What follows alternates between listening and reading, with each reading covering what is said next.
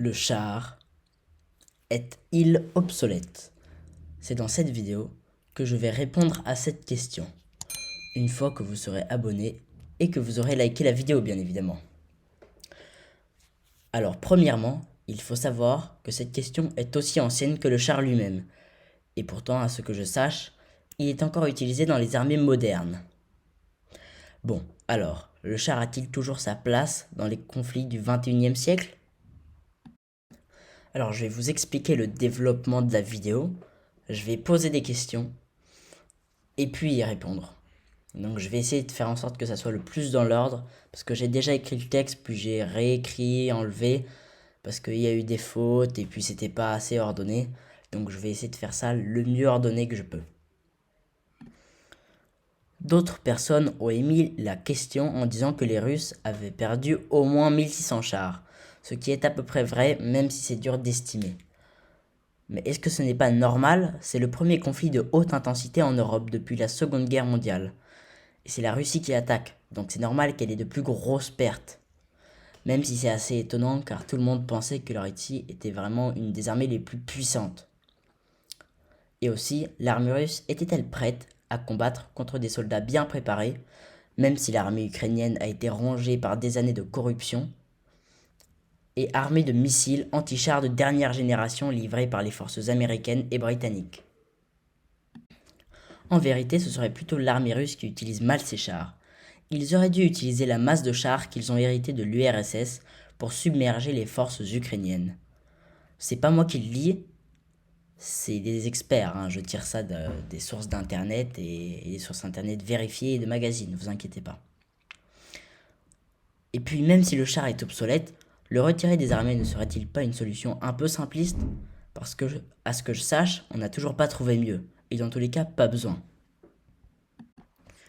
Le char n'est pas obsolète, c'est juste qu'on ne peut pas l'utiliser comme lors de son âge d'or, c'est-à-dire pendant la Seconde Guerre mondiale. Ce n'est plus le char qui vient ouvrir la voie aux fantassins comme pendant le Second conflit mondial, mais plutôt le fantassin qui vient ouvrir la voie au char.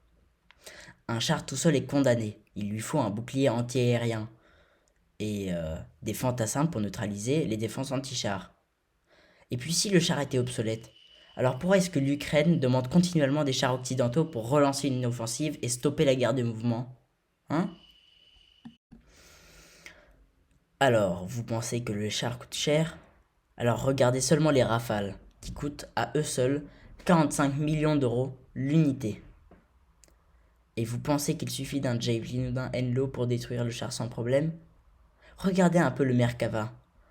C'est le meilleur char pour le combat urbain. Parce que oui, les chars en général ne sont pas à l'aise en combat urbain. Ça, il faut le dire.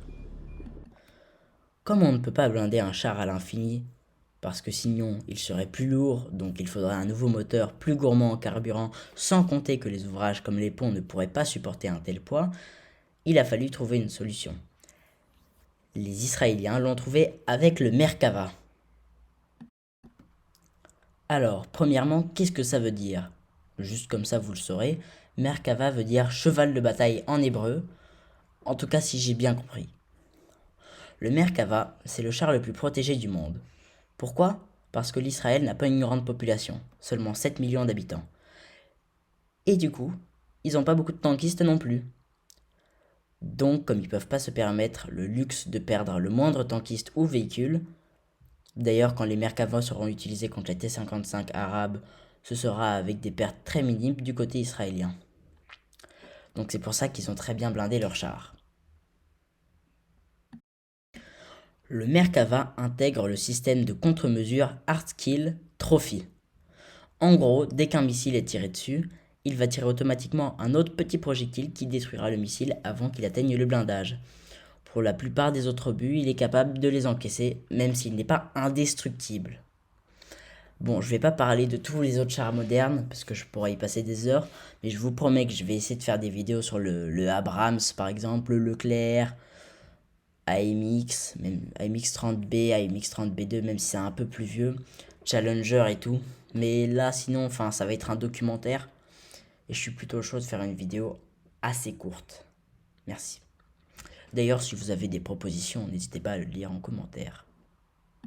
J'aimerais aussi que vous sachiez qu'en fait, c'est pas la première fois que les gens disent que le char est mort. En fait, presque à chaque conflit où le char est engagé, on dit qu'il est mort, sauf pendant la Seconde Guerre mondiale. Mais par exemple, quand Michael Wittmann a détruit toute une colonne de blindés britanniques, est-ce qu'on a dit que le char était mort? Non. D'ailleurs, les Britanniques, après la Première Guerre mondiale, ont clairement stoppé le développement du char et de leur armée de terre en général. C'est pas la première fois, c'est la quatrième fois qu'on annonce en gros bien fort que le char est mort. Et pourtant, les armées modernes l'utilisent encore et toujours. Et puis tenir un territoire, ça ne se fait pas juste avec des obus en bombardant avec des avions. Il faut des fantassins. Mais des fantassins pas tout seuls. Des fantassins accompagnés mais avec quoi? Bah des chars. Et puis même un char peu blindé peut toujours être utilisé pour une mission d'appui fait où le blindage importe peu. C'est ce que les Russes font d'ailleurs avec des T-64, même s'ils sont vieux.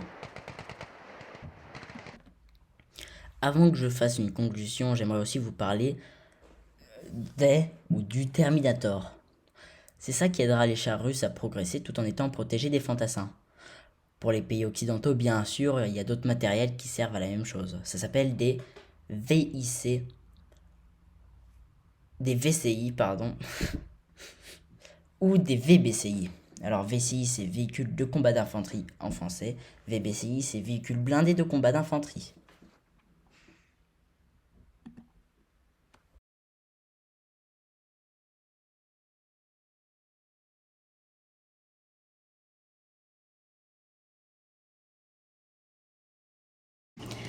Alors faisons une conclusion. Même si le développement du char a été constellé d'impact, par exemple les obus flèches, les constructeurs ont toujours réussi à trouver une parade, en l'occurrence le blindage réactif inventé par les Russes, avec les briquettes réactives qu'on accroche sur le char, sont les briquettes réactives Contact 1, donc on les accroche sur en général la tourelle et le châssis.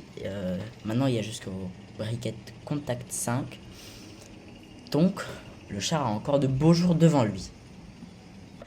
Bon bah j'espère avoir réussi à vous convaincre, hein, parce que je dois avouer qu'après avoir lu certains trucs sur la guerre en Ukraine, j'étais un peu désespéré en voyant plein de chars détruits par des missiles. Je me disais qu'en fait ma passion elle était un peu obsolète dans la guerre moderne, mais finalement après avoir lu le magazine que vous voyez sur l'écran, ça m'a convaincu. Bon, je vais pas vous retenir plus longtemps, hein. Merci d'avoir regardé la vidéo jusqu'au bout. Abonnez-vous, likez la vidéo et commentez-la parce que j'aime bien ça. Et c'était MDC.